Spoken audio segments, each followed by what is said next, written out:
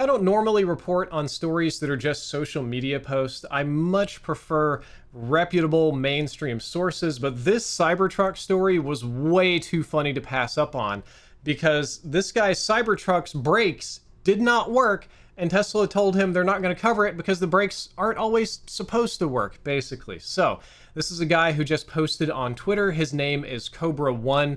The image here is pretty small, but you can see he's paid verified. He's got a bunch of American flags and guns and Patriot and Warrior stuff around his name. He said he waited 5 years for the Cybertruck, drove it for 4 hours, need Tesla to take responsibility. Tesla replied, "We have reviewed logs, and due to the terrain, the accelerator may or may not disengage when the brake is depressed.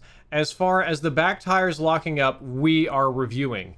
So the brake may not always work. So let's give a little, this guy's got another one. Yeah, sad face, $102,000, and I thought it had dirt on Hillary. We're making it political for some reason. Nice knowing my girl, hashtag Cybertruck. $30,000 for repairs, but 1 year to wait on parts. Should I wait for Tesla to walk back their analysis of what happened to my 4-hour-old Cybertruck, or just post the video, pictures, and details on here for experts to review? Tesla won't put anything in writing. Call was depressing the brake may or may not disengage the accelerator. Basically, they told him to go deal with his insurance company. Said his daughter was with him. It's going to take 2 months for insurance determination.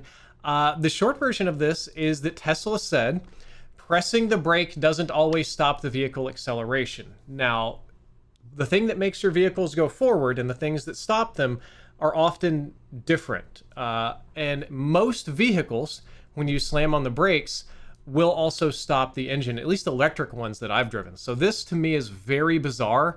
It's I'd love to see the logs, because in other posts he's claiming he hit the brakes, nothing happened, his car just slammed into a wall.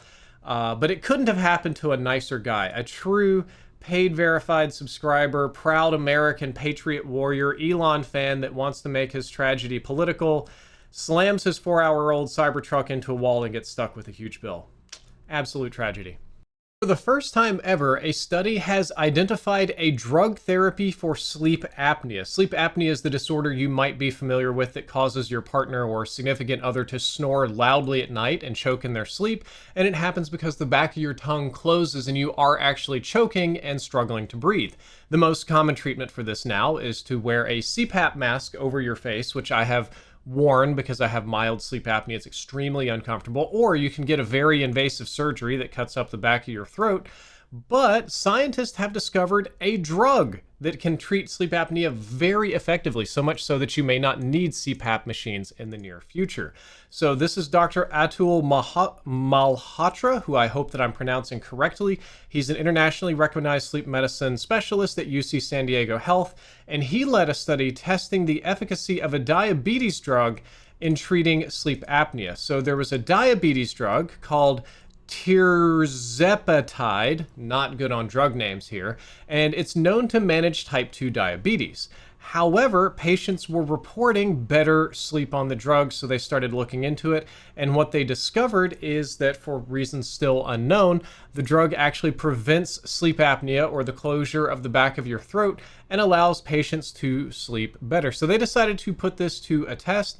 They put it in a phase 3 double-blinded randomized controlled trials. We had placebo, we had regular, we had other things going on, and the patients were either given 10 to 15 milligrams of the drug via injection, or they were given placebo over the course of 52 weeks, which is a year. And researchers found that patients that took tirzepatide, which I hope I'm pronouncing correctly, had a significant decrease in the number of breathing interruptions in sleep, which is a key indicator used to measure the severity of obstructive sleep apnea. And very importantly to this article, some participants that took the drug reached a point where CPAP therapy may not be necessary. This is a huge breakthrough for people that have sleep apnea, or for people that have partners that snore loudly and have to deal with these machines that you can hear moving and beeping and making noise throughout the night.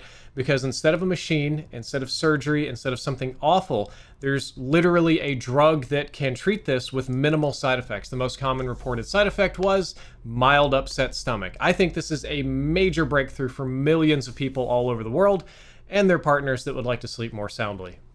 It pains me to read articles like this, but used EV prices are crashing as buyers shift back towards hybrid vehicles and some back to regular gas cars.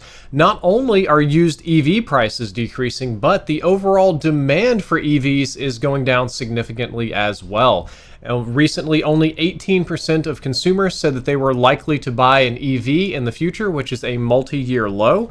And if you want to look at the prices of used cars, the EV is the graph in red, and the blue graph is the price of regular cars. They both went down. Then the price of regular gas cars went up a little bit, and EVs continued to plummet. According to this article, most customers are considering electric powertrains to be a detractor. They're also not the biggest fan of technological limitations of EVs, such as limited charging stations, limited repair, replacing the battery, stuff like that, have erased the premium buyers that used to be willing to pay for one of these vehicles. And here again is the parking lot mostly full of Teslas. I love EVs. I have them at home. I think they're great. But I understand they cost more. There's a little bit more to think about. You can't just fill them up at a regular gas station. Not that I miss the gas station experience. But here's another interesting measure. The average price of an electric vehicle fell 30% over the last year, which is insane. The average price of a combustion engine went down 6%, which gives you a lot of perspective on that. And as we mentioned before, only 18% of consumers indicate that they would like to purchase an EV, which is a multi-year low. Instead, more customers are leaning towards hybrid models. We've been test driving EVs here at home. My wife is much more into hybrid than I am. I would just like to go EV only because I'd rather never go to a gas station again unless my life depends on it. It's just such an unpleasant experience compared to just plugging your car in at home, which is so nice and convenient. But this is painful for me. So I'm a big sucker. I love green technology. I love EVs and new fancy stuff and fast cars. So seeing one of my favorite things decline in popularity is extra painful, and I hope that it's just a temporary trend.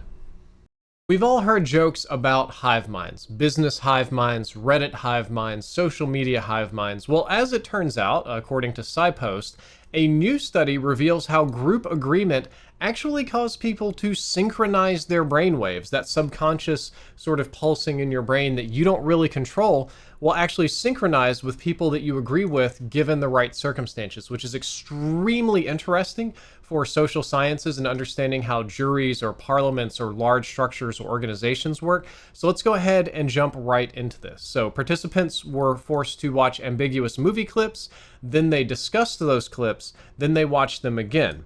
The way this worked is they did, if I can find it in here, they took an fMRI scan, 49 MBA students from a private university in the US, age 26 to 32, 26 women. So we have a decent split of male and female. Age range is about as good as you're going to get for a college study.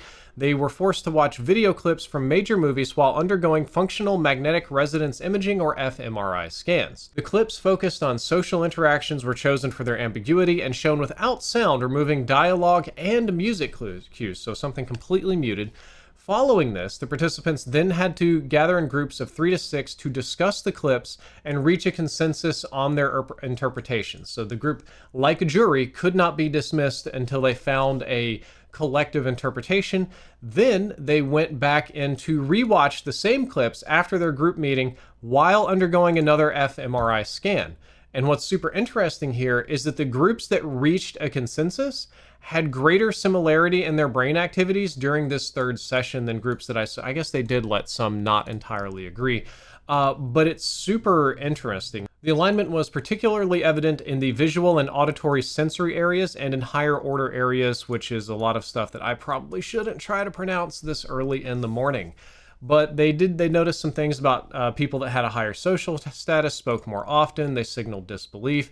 But it's very interesting that once you reach a consensus, an agreement about what something means with another person, your brain waves, both you and the other person, shift more toward a middle point and get more in sync with each other, literally like a hive mind, like being of one mind, which sheds a lot of light on how organizational bodies work, and I think it's very interesting.